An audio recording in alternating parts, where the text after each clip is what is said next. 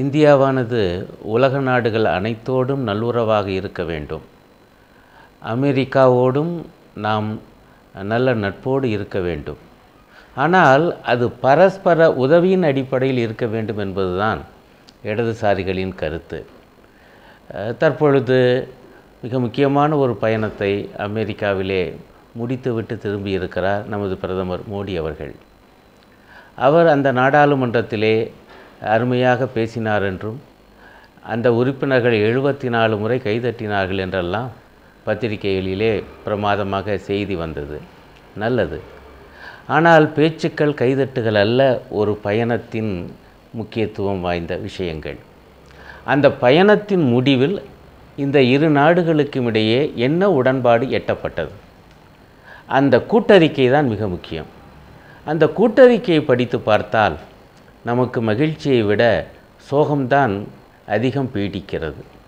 காரணம், இந்தியாவானது அமெரிக்காவின் ஒரு பிரதான இராணுவ கூட்டாளியாக இருக்க ஒப்புக்கொண்டிருக்கிறதாம். அந்த கூட்டறிக்கை சொல்லுகிறது. அமெரிக்காவினுடைய இராணுவ பலம் நமக்கு தெரியும் என்பது மட்டுமல்ல, அதனுடைய இராணுவ ஆசையும் நமக்கு தெரியும். உலகம் முழுக்கையும் தன்னுடைய கட்டுப்பாட்டில் இருக்க வேண்டும் என நினைக்கக்கூடிய நாடாக இன்றைக்கு அமெரிக்கா மாறிவிட்டது. முன்பு அப்படி அல்ல. உண்மையிலே சொல்லப்போனால் 2ஆம் உலக யுத்தத்துக்கு முன்பெல்லாம் அமெரிக்கா உலக அரசியலிலிருந்து விலகி இருந்தது. ஆனால் இன்றைக்கு அது ஒரு ஏகபோக அரசியல் ஆதிக்கம் உள்ள நாடாக மாற துடிக்கிறது. இந்த நிலையில் அதனுடைய பிரதான இராணுவ கூட்டாளி என்பது நம்மை எங்கே கொண்டு போய் நிறுத்தும்? அதுதான் மிக முக்கியமான கேள்வி. அமெரிக்காவின் பிரதான இராணுவ கூட்டாளி என்றால் நடைமுறையில் என்ன பொருள்? அதனுடைய இராணுவ நடவடிக்கைகளுக்கெல்லாம் நாம் உடந்தையாக இருக்க வேண்டும் என்று அர்த்தம். அவர்களுடைய இராணுவ நடவடிக்கைகள் எல்லாம் நியாயமானவைதானா? சமீப காலத்திலே அப்படி நியாயமாக அவை நடந்திருக்கிறதா? சமீபத்திய உதாரணம் ஈராக். ஒரு கட்டத்திலே ஈரானுக்கு எதிராக ஈராக்கை வளர்த்து விட்டதே அமெரிக்கா தான். ஆனால் பின்னர் ஈராக்கோடு அவர்களுக்கு மோதல் என்கிற காரணத்தினால் அந்த நாட்டின் மீது எவ்வளவு குண்டுமாறி பொழிந்தார்கள் என்பதை நாம் அறிவோம். அபாயமான ஆயுதங்களை வைத்திருக்கிறார்கள் என்கிற பொய் குற்றச்சாட்டை சொல்லி, அது பொய் குற்றச்சாட்டு தான் என்பதை பின்னர் அவர்களே ஒப்புக்கொண்டிருக்கிறார்கள். அந்த நாட்டை துவம்சம் செய்தார்கள். அந்த நாட்டினுடைய அதிபரை கைது செய்து தூக்கில் போட்டார்கள். இது சமீபத்திய உதாரணம். அந்த அமெரிக்காவுக்கு இந்தியா பிரதான இராணுவ கூட்டாளி என்றால் இத்தகைய அடாவடித்தனங்களுக்கு இந்தியாவும் துணை போக வேண்டும் என்று பொருள். இது நமக்கு தேவைதானா? இதுதான் நாங்கள் எழுப்புகிற மிக முக்கியமான கவலை கேள்வி. அதேபோல் அந்த கூட்டறிக்கை இன்னொன்றை சொல்கிறது. அது என்னவென்றால், அமெரிக்காவின் இராணுவ வாகன இயக்கத்திற்கு இந்தியா ஒத்துழைப்பு தர வேண்டும். இதனுடைய அர்த்தம் என்னன்னா, அமெரிக்காவின் போர் கப்பல்களுக்கும் போர் விமானங்களுக்கும் இந்திய மண்ணில் எரிபொருள் ஏற்ற வேண்டும்.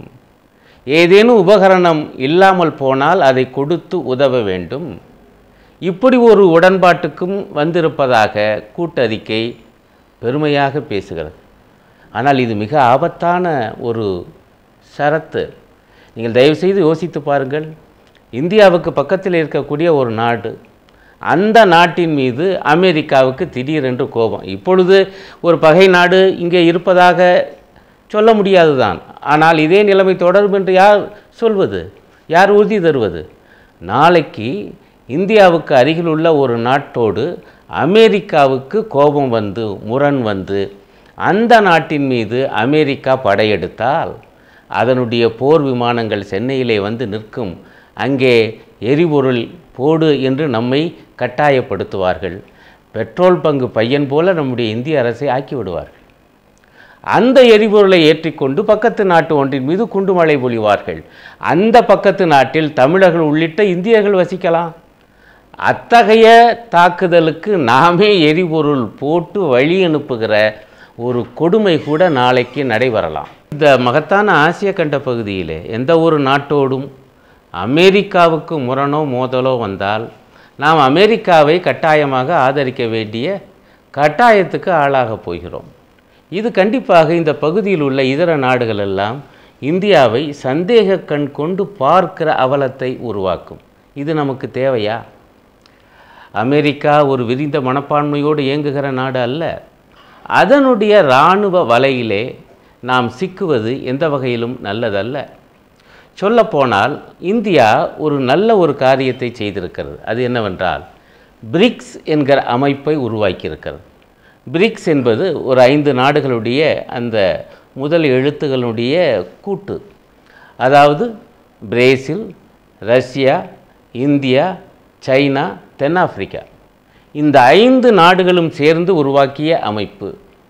பொருளாதார ரீதியாக சொந்த காலில் நிற்கிற ஒரு முயற்சி, அமெரிக்க ஐரோப்பிய ஆதிக்கத்தை முறியடிக்கிற ஒரு முயற்சி.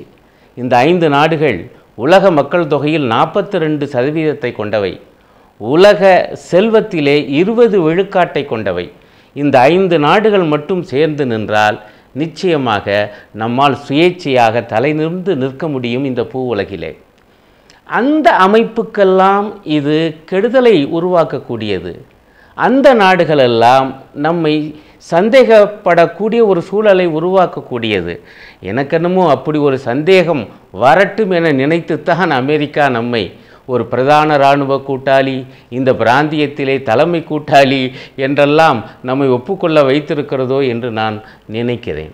ஆகவே இந்த பிரதமர் மோடியுடைய பயணம் நமக்கு கேட்டை விளைவிக்கக்கூடிய சில உடன்பாடுகளை ஏற்படுத்தி இருக்கிறது என்பது வேதனைக்குரிய விஷயம்.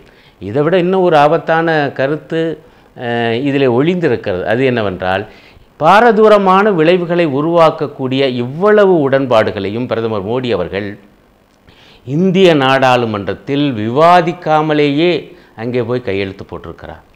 இது எந்த ஒரு நியாயம்? இவ்வளவு முக்கியமான விஷயங்களை இங்கே விவாதிக்கவே இல்லை. அப்படி என்றால் தான் அடித்த மூப்பாக அவர் இந்த நாட்டை பரபரவென இழுத்து செல்கிறார். இதிலிருந்தே இது ஒரு தவறான பாதை என்பதை புரிந்து கொள்ளலாம்.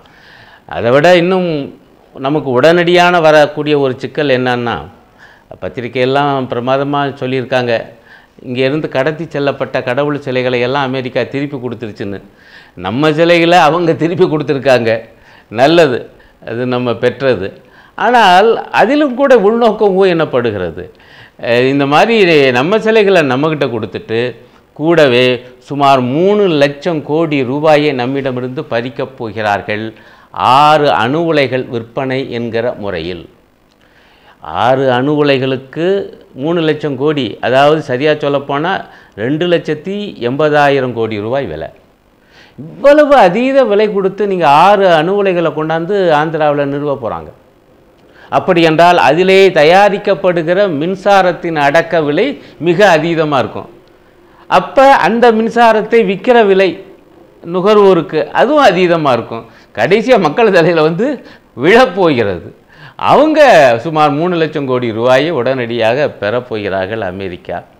அதை விட இந்த கொடுமையிலும் கொடுமை என்னன்னா, ஏற்கனவே ஒரு விவகாரம் இருக்குது. அணு உலை என்பது அதுக்குள்ளே ஒரு மிகப்பெரிய ஆபத்து ஒளிந்திருக்கிறது. விபத்துகள் நடக்காமல் இருந்தால் நல்லது தான். ஆனால் விபத்து நடந்தால் அது பேரழிவுக்கு இட்டு செல்லும். நமக்கு ஏற்கனவே போபால் விஷவாயு அனுபவம் இருக்குது. விஷவாயுவே அப்படி என்றால் அணு உலையிலே அந்த கதிர்வீச்சு நிகழ்ந்தால், அங்கே ஒரு விபத்து நடந்தால் என்னாகும் என்று உலக நாடுகள் சிலவற்றினுடைய அனுபவம் நமக்கு உலகத்துக்கு இருக்குது. இத்தகைய ஒரு விபத்து ஏற்பட்டால் அதற்கான இழப்பீட்டை யார் தருவது? அந்த 6 அணு உலைகளை தரப்போகிற அந்த அமெரிக்க கம்பெனி தராதான். இந்தியாவில் இருக்கக்கூடிய பொதுத்துறை இன்சூரன்ஸ் கம்பெனிகள் தர வேண்டுமா? யாருக்கு? இந்திய மக்களுக்கு இந்திய இன்சூரன்ஸ் கம்பெனியை தரணுமா? இதை சொல்லுவாங்கள்ல, பிள்ளையார கிள்ளி அவருக்கே நைவேத்தியம் பண்ணுவது என்று. அது போன்ற ஒரு வினோதம். இதையெல்லாம் கூட உடன்பட்டு அவர் வந்திருக்கிறார் என சொல்லப்படுகிறது. ஆகவே தான் நமக்கு ரொம்ப வேதனையாக இருக்கிறது. இந்திய பிரதமர் இந்திய நலன்களை காவு கொடுக்கிறாரோ, இந்திய பிரதமர் இந்தியாவினுடைய நலன்களை இன்னொரு நாட்டுக்கு அடகு வைக்கிறாரோ என்கிற பலத்த சந்தேகம் எழுந்திருக்கிறது. நிச்சயமாக இது மிகப்பெரிய விவாதத்தை இந்தியாவிலே உருவாக்கப் போகிறது. கடும் எதிர்ப்பு எழப்போகிறது. இவர் செய்திருக்கக்கூடிய இந்த உடன்பாடுகள் இந்தியாவுக்கு கேடு விளைவிப்பவை என்றால் நிச்சயமாக இந்திய மக்கள் அதை எதிர்த்து போராடுவார்கள் என்று இடதுசாரிகளாகிய நாங்கள் நம்புகிறோம். பன்னீர்செல்வம் இப்போ ஹிந்து ரேடியோ எடிட்டராக இருக்கார்ல, பத்திரிகையாளர், அவர் ஒரு கட்டுரை இருக்கு. அந்த கட்டுரை என்ன சொல்கிறாரு, என்னை செதுக்கிய 5 பிராமணர்கள் சிவ் விஸ்வநாதன், என் ராம், குஹன், கானா சுப்பிரமணியம், சின்ன குத்திசியார். இதை இவர்கிட்ட சொல்கிறாரு. இந்த கட்டுரை படித்த உடனே சாதாரணமாக ஒருத்தர் என்ன நினைப்பாங்க, சரி பிராமணனா இல்லைன்னா கூட அவர் மனிதனாக வளர்வருக்கு அவர் செதுக்கிய இதில் எனக்கு ஒரு பாத்திரம் இருக்குன்னு சொல்லி சொல்கிறாரே, ஓகே அப்படின்னு சொல்லியிருப்பாங்க. ஆனால் அவர் சின்ன குத்தி என்ன சொல்கிறாருன்னு சொன்னால், அவருடைய பன்னீர்செல்வத்தினுடைய கருத்துக்களை கேட்ட பிறகு நான் ரொம்ப வருத்தப்படுறேன், என்னுடைய வாழ்க்கையில் பார்ப்பனத்தனத்தை எங்கே நீ பார்த்தேன்னு கேட்டிருக்காரு.